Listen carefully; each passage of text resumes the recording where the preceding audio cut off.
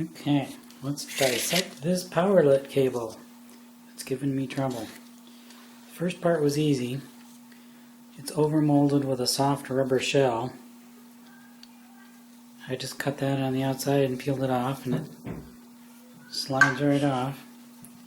So now let's see if we can break open the plastic case inside and see what's in it.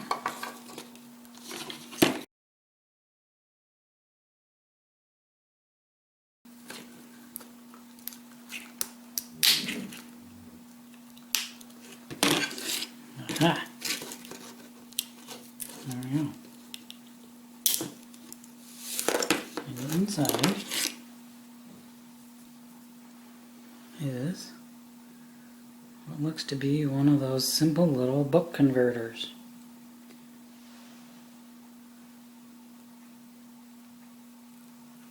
Got two capacitors, a little coil. Very simple. Number is, might be a date, 2013-11-13 BT07. Let me go look that up and see if I can find a replacement that'll fit inside that same spot. Oh, before I destroy it any further, let's see if we can figure out what exactly made it fail. Put this in here. Yeah, get out of the way.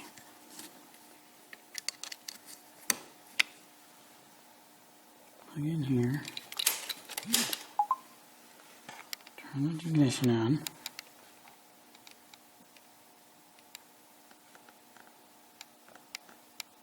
It's charging.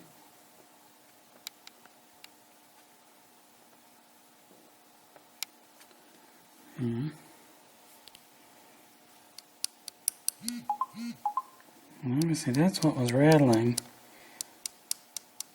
is the little ferrite donut inside the coil. And once it fails, it's still dead.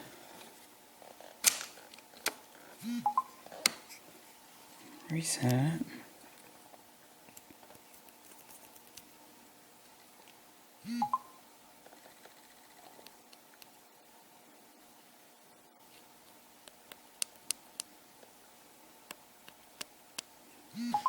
Nope.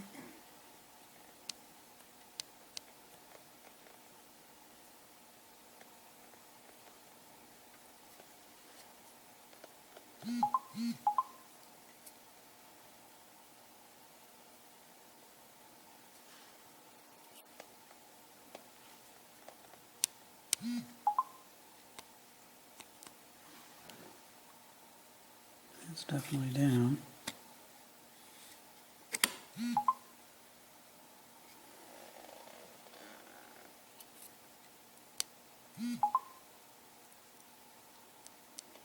I think it's that.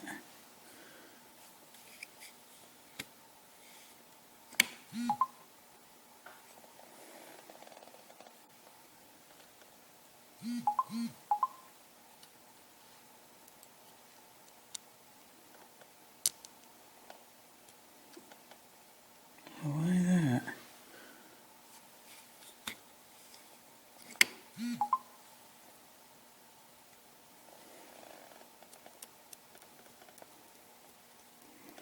I wonder if the coil is touching the leads on the integrated circuit.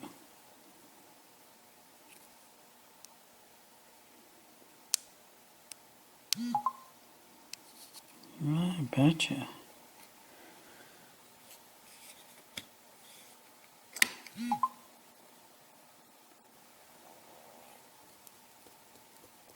Yep, I pulled that up a little bit.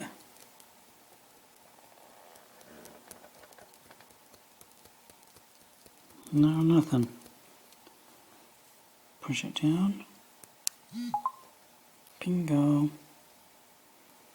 So, I just need to put a little piece of insulator in there, glue the damn thing back together. Dig that. Cool. Silly thing. Alright.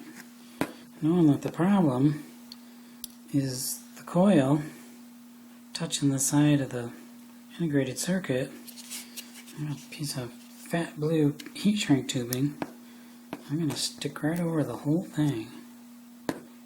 Hopefully that will fix the problem.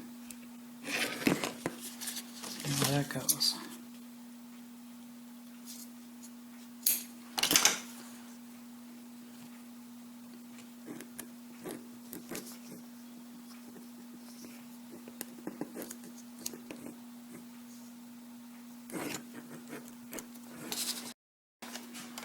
There.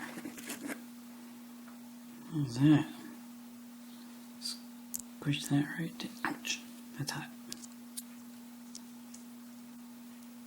Squish that right down like that. And we'll put the lid right back on.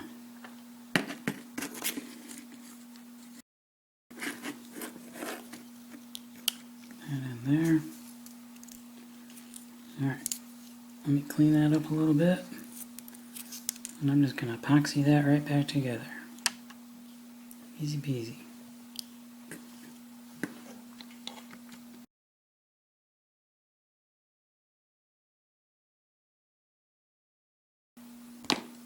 Okay, a bit of goop and maybe a spring clamp.